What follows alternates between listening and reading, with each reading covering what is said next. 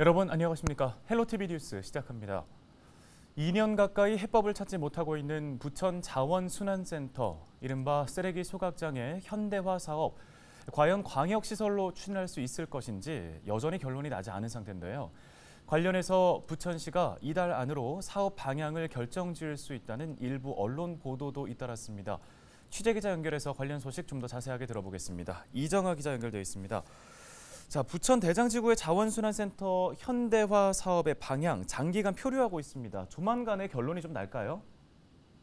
네, 추석 연휴 전쯤에 부천 자원순환센터 현대화, 쓰레기 소각장 광역화에 대한 사업 방향이 드디어 결정된다. 이달 안으로 부천시가 결론을 지을 것이다라는 일부 언론 보도가 있었는데요.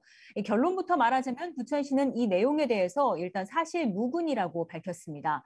부천시 자원순환과는 행정 절차가 지연되는 상황이기 때문에 빠른 결론을 내야 하는 시점인 것은 맞다면서도 이미 결론이 났거나 확정인 사안은 아니라고 덧붙였습니다. 그러면서 빠른 사업 추진을 위해서 현재도 비공개로 의견을 듣고 있는 상황이라고 설명했는데요. 당초 계획대로라면 이미 대체 후보지 공모가 완료됐어야 하는 시점이지만 공모 절차는 아직까지 시작도 하지 못했습니다.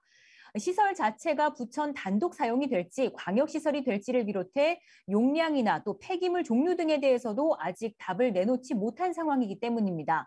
당연히 뒤따르는 행정 절차도 멈췄습니다. 근데 반발이 컸던 광역화로 간다고 한다면 인천과 서울 강서 등 다른 지역의 폐기물 수용 범위를 비롯해 인근 주민 지원 대책 등이 나와야 하고요. 반대로 단독 시설로 추진이 된다면 주민 동의는 쉽게 얻을 수 있겠지만 재원 문제가 가장 큰 걸림돌이 될 수 있습니다. 네, 조용희 부천시장이 지난 지방선거의 후보자 시절부터 인수위를 거치면서 추가적으로 주민들이 원하는 방향으로 좀 결론을 내겠다 이야기를 했었는데, 그러면 당장 출범 앞두고 있는 이 민관 거버넌스죠. 지속가능발전협의회 소각장 현안이 올라가게 되는 건가요? 네, 아닙니다. 당초 그렇게 주민 논의가 이루어질 가능성도 제기가 됐던 것은 사실이지만 그보다 더 중요한 게 이제는 빠르게 결론을 내야 하는 시점입니다. 무엇보다 이 문제는 이미 지난해 부천시 자원순환센터 현대화 사업 시민협의회라는 이름으로 주민협의기구가 탄생해 그 안에서 논의를 해왔던 문제입니다. 그리고 지난 5월 지방선거 직전에 협의회 경과에 대해 발표하는 자리가 있었죠. 그런데 그 당시 별로 눈길을 끌 만한 내용이 없었습니다. 결국은 아무 결론도 내지 못하고 부천시장이 시민들의 의견을 반영해 정치 행정적 책임 아래 사업 방향 등을 결정해 추진해야 한다는 게 결과였습니다. 사실상 수개월 동안 논의를 거쳤음에도 불구하고 원점이었던 건데요.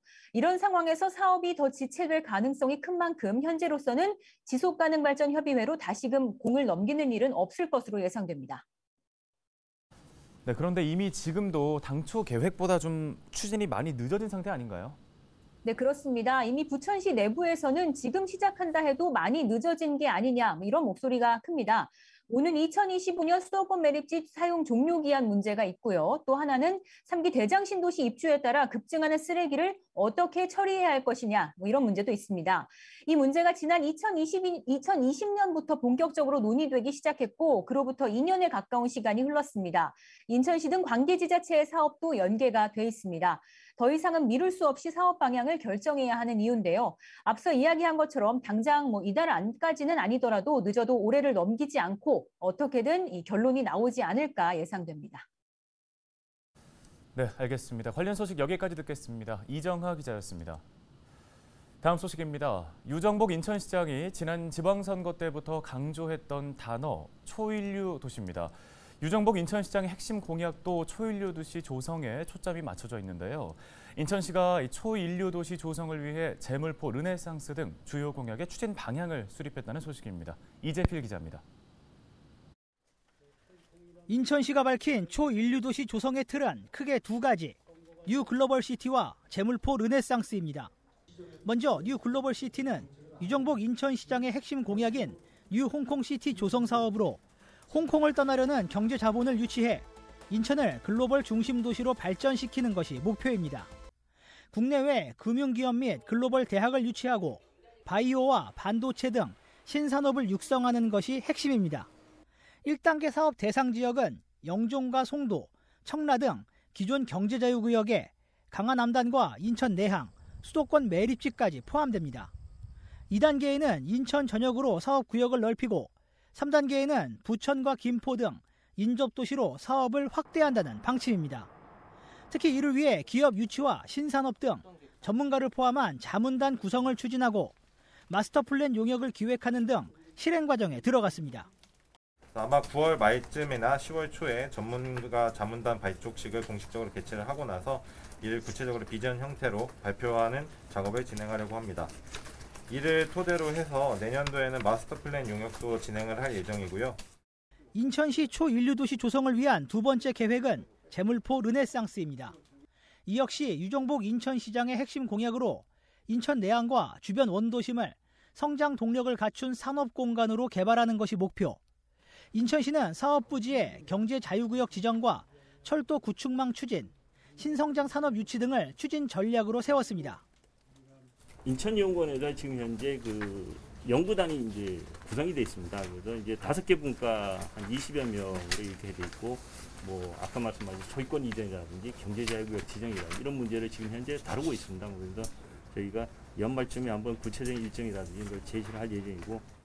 인천시는 싱가포르와 호주를 방문해 시장 상황을 확인하는 등 초인류 도시 조성을 위한 세부 실천 과제를 지속적으로 논의해 구체화한다는 방침입니다.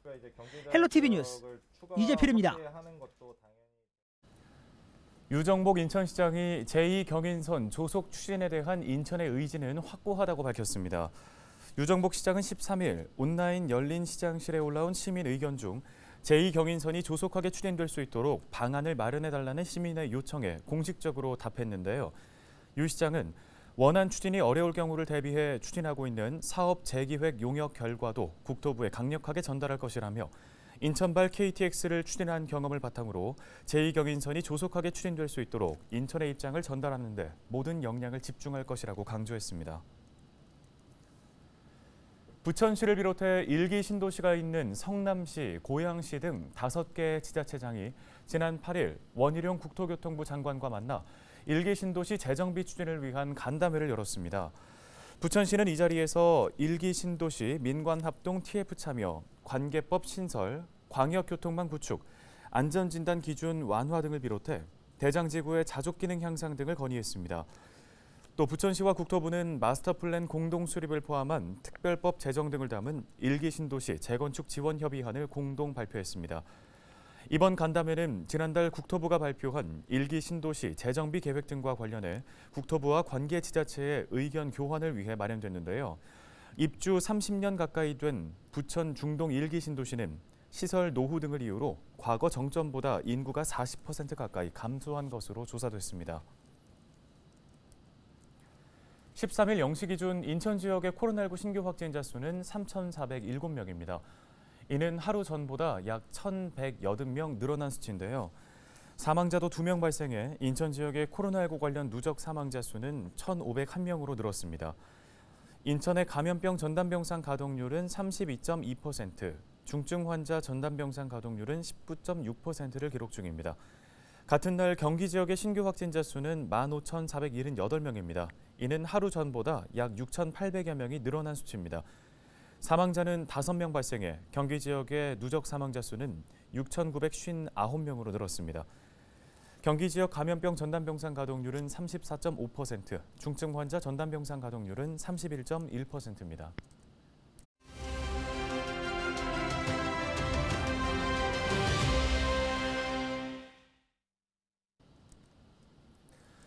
네, 코로나19가 재확산하고 있는 상황이죠. 지난 9월 5일부터 국내 1호 백신인 스카이코비1 멀티주 백신도 접종을 시작했는데요. 다양해진 백신에 대해서 인제대 백병원 가정의학과 김경호 교수 연결해 들어보겠습니다. 자, 교수님, 먼저 현재 코로나19가 재확산되면서 국민들에게 적지 않은 불안감을 주고 있습니다. 추가 접종으로 코로나19 감염을 막을 수 있을지 교수님께서는 어떻게 분석하십니까?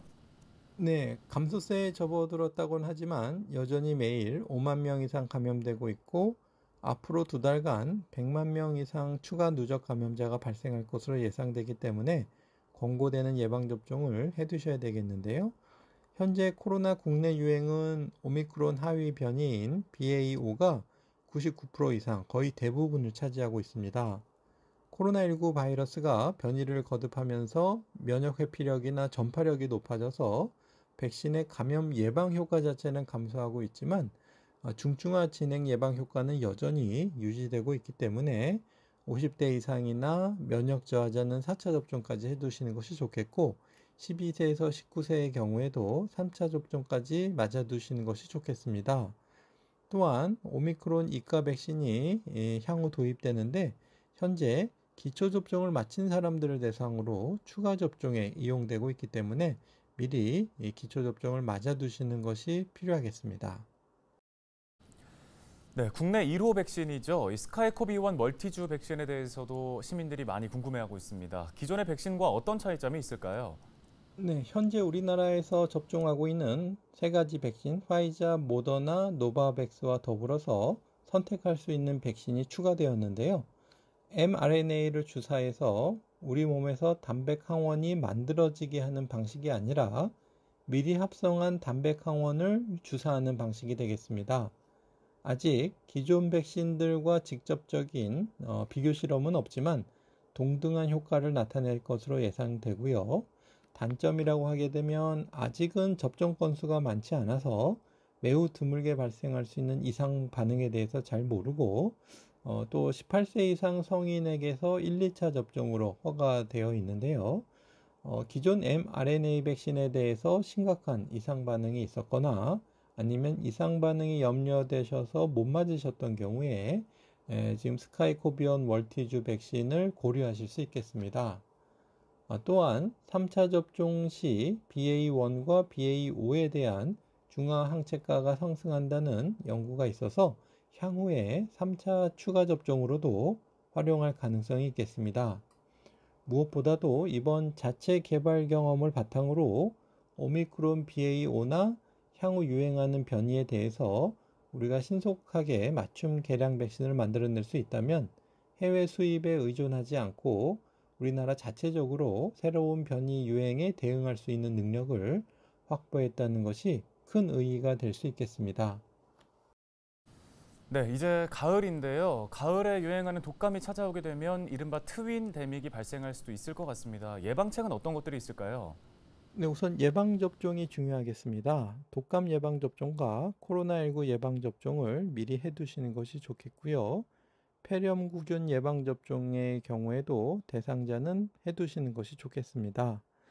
또 개인 방역 수칙으로 마스크 쓰기와 손 씻기, 산밀환경 피하기, 의심 증상이 있으면 검사받고 적절한 휴식과 대면 접촉을 피하시는 것이 좋겠고요.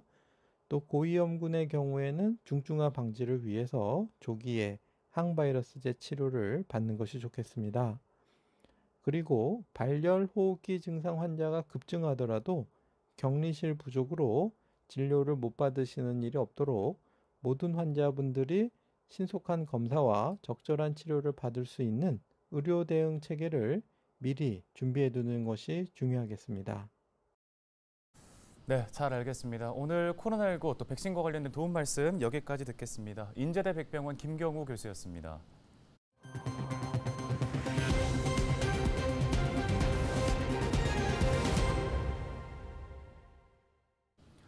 다음 소식입니다. 주차 민원이 많았던 김포 사후 사거리 일대에 대규모 공영주차장이 문을 열었습니다. 김포시 사후중앙공영주차장은 사후동과 북변동 지역 주차 공간 확보를 위해 건립됐는데요. 김포시 보건소 인근 부지에 조성된 공영주차장은 지상 5층 규모로 차량 177대를 주차할 수 있습니다. 김포시 도시관리공사는 7일부터 주차장을 개방하고 9월 한 달간 임시 운영을 통해 관리, 운영 방침을 정할 계획입니다. 올해 추석 연휴 인천 지역에서 발생한 교통사고 건수가 크게 감소한 것으로 나타났습니다. 올해 추석 연휴인 9일부터 12일까지 인천에서 발생한 교통사고는 하루 평균 8.3건으로 지난해 같은 기간 18.8건보다 55.9% 감소했습니다. 교통사고로 인한 사망사고는 지난해와 같은 1건이었습니다. 뉴스 마칩니다. 고맙습니다.